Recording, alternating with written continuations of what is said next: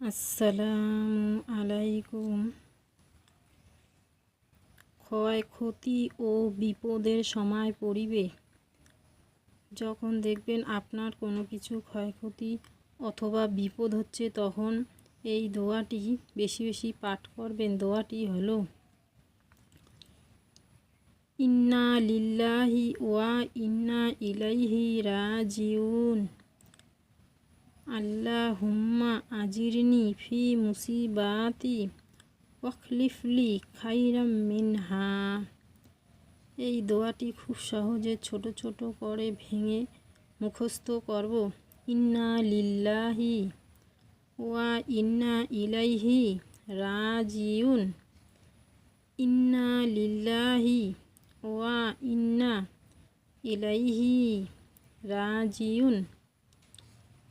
ইন্না লিল্লাহি ওয়া ইন্না ইলাইহি রাজিউন।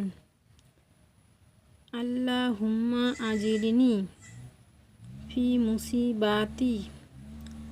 আল্লাহুম্মা আজিরনি ফি মুসিবাতি। আল্লাহুম্মা আজিরনি ফি মুসিবাতি ওয়াখলিফলি খাইরাম মিনহা। ওয়াখলিফলি খাইরাম মিনহা। ওয়াখলিফলি খাইরাম মিনহা।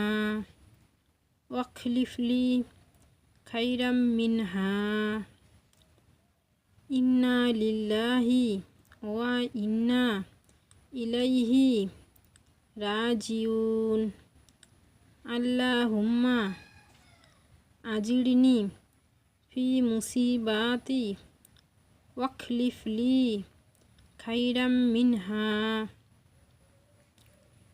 এই মুহূর্তে দোয়া ইউনুসও পড়া যায়, তাহলে এই সময় অবশ্যই দোয়া ইউনুস পাঠ করবেন।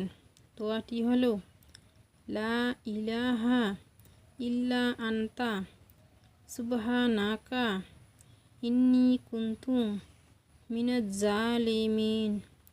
লা ইলাহা ইল্লা আনতা সুবহানাকা ইন্নী কুনতু মিনাজ জালিমিন।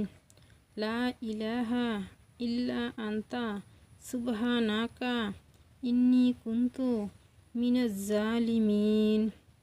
এর অর্থ হলো, হে আল্লাহ, তুমি ছাড়া কোনো মাবুদ নাই, তুমি পবিত্র। নিশ্চয় আমি অত্যাচারীদের মধ্যে। হে আল্লাহ, তুমি ছাড়া কোনো মাবুদ নাই, তুমি পবিত্র। নিশ্চয় আমি অত্যাচারীদের মধ্যে। তো এইভাবে সবাই ক্ষয়ক্ষতি ও বিপদের সময় এই দোয়াটি অবশ্যই পাঠ করবেন। ভিডিওটি ভালো লাগলে লাইক, কমেন্ট, শেয়ার করবেন এবং চ্যানেলটি সাবস্ক্রাইব করবেন।